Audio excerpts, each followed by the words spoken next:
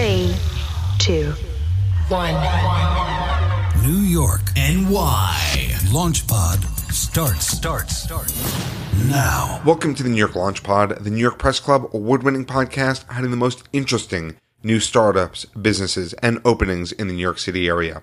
I'm your host and New York attorney Hal Coopersmith, and in this episode we speak to Scott Reich, founder of Believe in a Cure, a nonprofit organization that he and his wife Alyssa started to find a cure to FOXG1 syndrome. FOXG1 is a rare and debilitating neurological disorder which is suffered by their son Eli, and Scott has an emotional story about how he started the nonprofit, what it means to be all in, and what it's like for him and his family to have been dealt a curveball in life.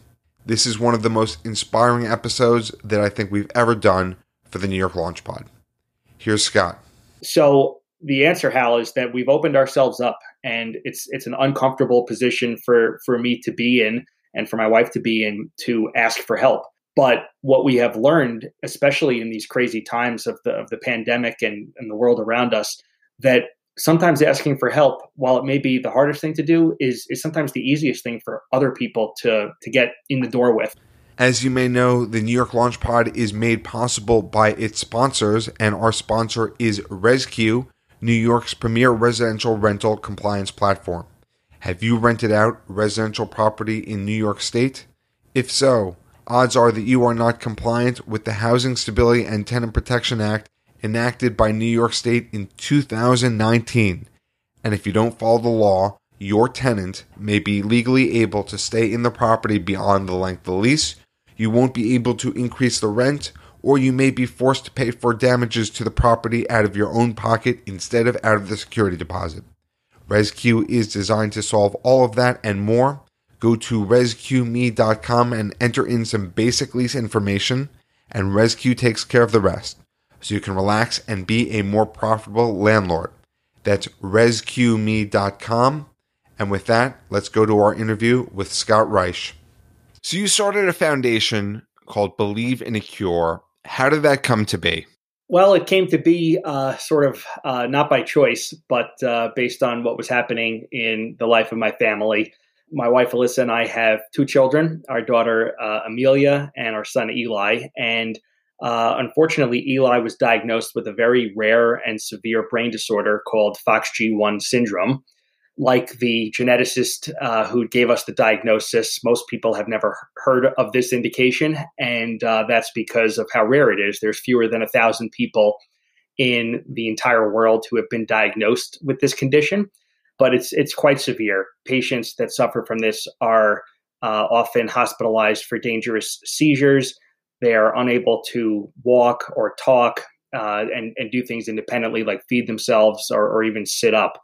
And so my wife and I chose to convert our grief to action and decided that we would start a nonprofit foundation to seek to develop a treatment that could be made available for Eli and others like him suffering from FOXG1 syndrome, so that we could, for lack of a better term, invoke the wonders of science and see if we can fix an accident of nature. And what is the goal of the foundation? The goal of the foundation, Hal, I'd say, is that we don't want to exist one day, because that would signify that we've achieved our mission. The mission of the foundation is to develop an experimental and hopefully safe therapy that could be administered to patients suffering from this condition that will make their lives better. So what that means and what that looks like is something that only time will tell. But given how severe it is, if we could help people who are currently unable to walk or talk to do those things, that would be a giant leap forward. So the mission of our foundation is to work with other institutions, whether in academia or in industry, to develop the right resources and know-how and drugs to actually have a treatment that can be administered.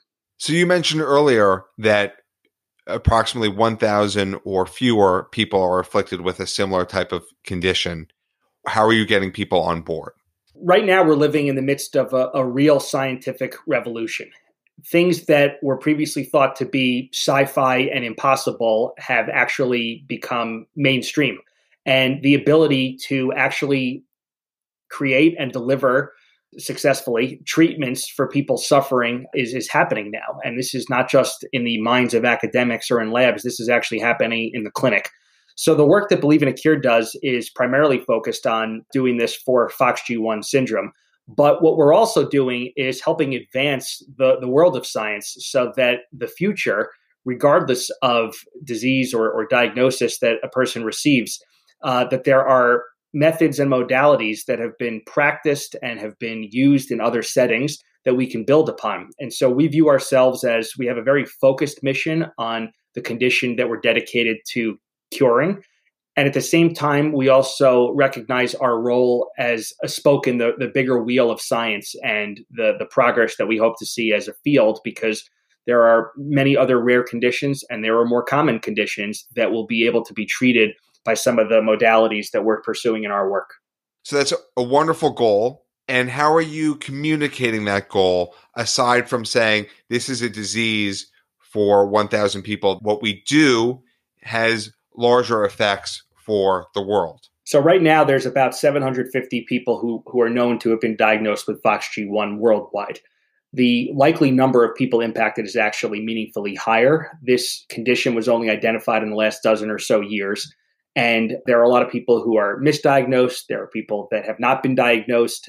Part of it is access to genetic testing panels. Part of it is simply the age of an individual. If they're older, if their genetic testing was done prior to the time when FOXG1 was identified, then they're not going to have this diagnosis. So part of what we're aiming to do is to make this available, make a treatment available to people, because it'll perhaps inspire some people who have very severe brain disorders or their family members to get fresh genetic testing, because there may be a treatment that could be available for them. So that's one thing. But in terms of getting the word out to people, that's the big challenge. The big challenge is that pharmaceutical companies have been doing incredible things for COVID and for a lot of other problems that afflict society. And at the same time, it's not as commercially appealing for those companies to pursue rare disease solutions. And the reason is obvious. It costs a lot of money to develop novel drugs. And if there's not a sufficient patient population to go purchase those drugs and use them, then it's not a good value proposition. So part of what we do to get the word out is to try to connect with people who are focused on helping people that may have neurological conditions or other brain disorders. There are scientific links between the FOXG1 gene, which is the gene of significant interest to us, but there are links between this gene and Alzheimer's disease, schizophrenia, brain tumors, and the FOXG1 syndrome itself is on the autism spectrum. So it's believed by many scientists that if we can figure out a way to regulate the expression of this gene, if we can figure out a way to fix it, the protein expression that these kids suffer from, then that would be translatable potentially to a number of other diseases. And so part of what we've tried to do is connect the smallness of our community with the largeness of the goals that the scientific community has around these more common afflictions. And how are you able to make those connections? Do you have any examples of how you've been able to make a connection which has helped out your smaller community? Well, we're doing the launch pod right here.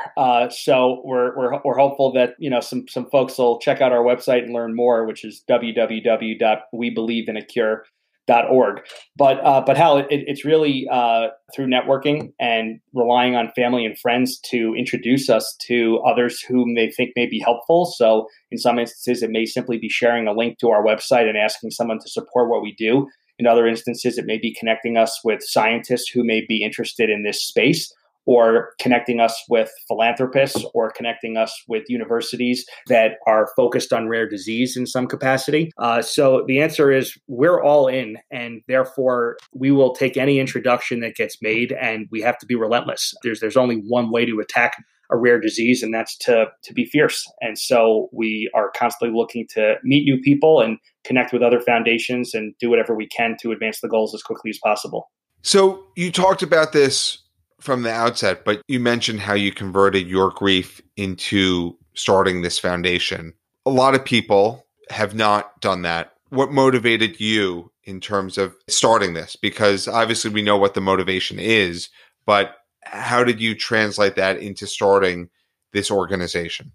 I'd say there are a few pieces to that. One is that As horrible as this experience has been, and despite the fact that I was certainly not a science kid when I was growing up, I find advances in science to be incredibly fascinating and intellectually stirring. So there is not just the emotional ties that are obvious, but also an intellectual one that draws me to the space. The other is that, listen, everyone deals with grief and challenge and problems in their own ways. And I'm a believer that there are no right or wrong ways that are universal. It's what works for each person.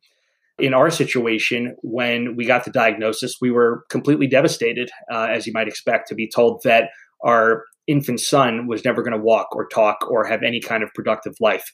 And my immediate reaction was that that can't be the case, just simply can't be the case. And it wasn't a point that I wasn't believing the diagnosis. Of course, I believed it, but it was more that I was unwilling to accept the outcome that we were being told, the prognosis. And so Alyssa and I spent a lot of time talking about what we thought we could do as parents. And when we asked some of the physicians what we should do, we were told simply, why don't you go home and love your son? And we kind of scoffed at that. And of course, we love our son. Of course, we're going to give him the best life possible. For us, we not only had the motivation, but we felt that we had the ability to build community and create a platform for attacking this. And so we tried to be as methodical and logical as possible. The emotions drive a lot of what we do, but we have to be unemotional in how we actually pursue the business angles of getting a foundation off the ground and deciding to sponsor research at leading institutions and focus on developing a cure. So we kind of looked around at what research was going on, and we felt that there was an opportunity for us to contribute to the field. And we've always been big believers that when you can bring people together and unite a community, when you work with people from all walks of life, whether or not they're impacted by the challenge that impacts you, that we're stronger together. And so we felt, why don't we create a nonprofit foundation and get our friends and family and anybody who wants to be part of it to feel that they're connected to us and our mission and help make it their own. Well, it's phenomenal. And what you've done is not just create a foundation. You've involved a lot of other people. You have an incredible board of advisors. It includes Kenneth Feinberg, who was the 9/11 trustee. You have Joseph Lieberman. You have other politicians. How are you able to get all these people involved? Well, it's been a lot through personal friendships. I've been fortunate to know a number of public servants and others who have been influential in different walks of life. And we approach the problem here as not only a scientific one, but really an organizational one. How do we get people to care about something that they may not otherwise care about? And so I've reached out to some of these friends and asked if they would be involved and participate in some fashion. And, some of them are financially supportive. Some make introductions for us. Everyone wants to help. And so we've been really blessed and humbled, frankly, by the amount of support that we've been given by people. And when you're fortunate to connect with people who may be in a position to influence the outcome of our mission, it's our responsibility to try to figure out how we can get them in our orbit and feel engaged in our work. So in terms of how we've gone about this, we've simply connected on a human level with people who care about helping people in need. And as I've said, rare disease as a category is very difficult to attract support because people don't feel as much of a personal connection. If I said, for example, I'm raising money for let's say cancer, some terrible form of cancer, there's a decent likelihood that people have not only heard of it, but that they may know somebody who's been touched by something that's more common. I mean, my family's been touched. I think most families have been touched. When you say FOXG1 syndrome, no one really knows. And so I think part of the generosity of spirit that we've been fortunate to receive from people is that they want to help us elevate the cause and to lend their stature to it and help us by making introductions and, being part of our team. And how are you building momentum? Obviously, you're getting the name out there and you're growing a community, from essentially your own network. How are you able to grow and in the future sustain that? We're as grassroots as possible. So this has been word of mouth. This has been individual outreach to people. I personally try to email and speak with as many people as possible. And I think that one of the ways that we've been fortunate to have some success in fundraising and bringing people together has been embracing our vulnerability. It's not an easy thing to talk about this. It's not an easy thing to deal with a future that is full of heartache. And, it took us several months after the diagnosis that we received to even share it with very close people in our lives. It was just too emotionally raw, too difficult and raw. So the answer, Hal, is that we've opened ourselves up, and it's an uncomfortable position for me to be in and for my wife to be in, to ask for help. But what we have learned, especially in these crazy times of the pandemic and the world around us, that sometimes asking for help, while it may be the hardest thing to do, is sometimes the easiest thing for other people to get in the door with. In other words, sometimes it really is as simple as saying to someone, "Can you please help me?"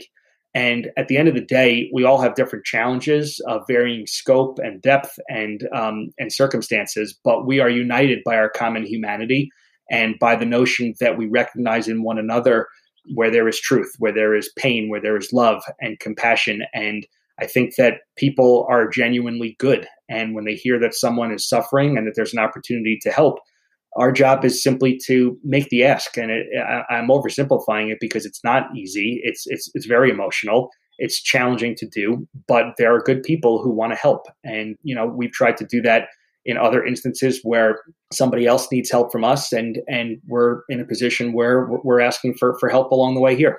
So you mentioned you are grassroots and you're asking for help. What have you found to be the most effective ways in terms of getting involvement? Personal requests, personal solicitations and asks. I think that one thing that has inspired me throughout my life is the nonpartisan political message of service that many of our leaders have embraced over time. One of my political heroes is President Kennedy, who famously said in his inaugural address that we should not be asking what our country can do for us. Instead, we should be asking what we can do for our country. And I've always paused on the word ask there because he was literally asking Americans to evaluate what they could do to make society better. How individuals respond to that call is different. It's personal. Each individual can go about their business however they may want. But I think that what our society is strongest at is when there is a specific ask of somebody. I think people want to be asked to help. And frankly, I think that's one of the things that's been absent in our political discourse in some respects. We're so busy yelling at each other and focusing on which cable network somebody watches or who they supported in the last election. And instead, we ought to be focusing on coalescing around areas of common interest. And certainly healthcare and science and medicine should be something that we all, feel an interest in, because I can tell you when we got this diagnosis, nobody came to our door and asked us what shows we watch or who we voted for or who we love or what our faith is or where we come from or hope to go. These things strike at random. So I think that that's to my earlier point about our common humanity. We need to be asking people to connect on a personal level. So part of our efforts really is simply to put ourselves out there and, as I said, embrace our vulnerability so that we can be in a position to receive the help that we've been fortunate to be given to us. And what has all of this meant to you from the beginning to now? What has that experience been for you and your family? It's been a roller coaster because at the same time that we're focusing on the work of the foundation, we're also focusing on raising a family, and a family that has significant special needs, that has a lot of dimensions to it for a lot of reasons that I'm sure people can imagine. So it's been a roller coaster, and at the same time, it's been exhilarating in an odd way because I would give anything to not be in the position that we are in, that we have to deal with this. But now that we're here, I see how much good there is in society and how many people are genuine about seeking to lend a hand. I've encountered this in the scientific world, scientists who, in many instances, for no charge, want to be helpful and maybe want to do some research in their existing lab budgets. There are people who simply volunteer on the scientific side to say, let me help analyze some of the data and design some of the experiments.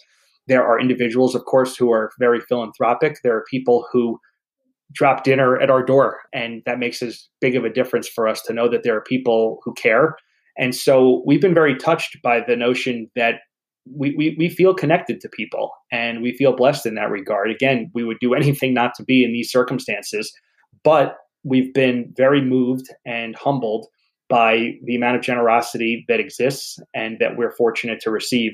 So for me, I try not to focus. There's too much negativity to focus on.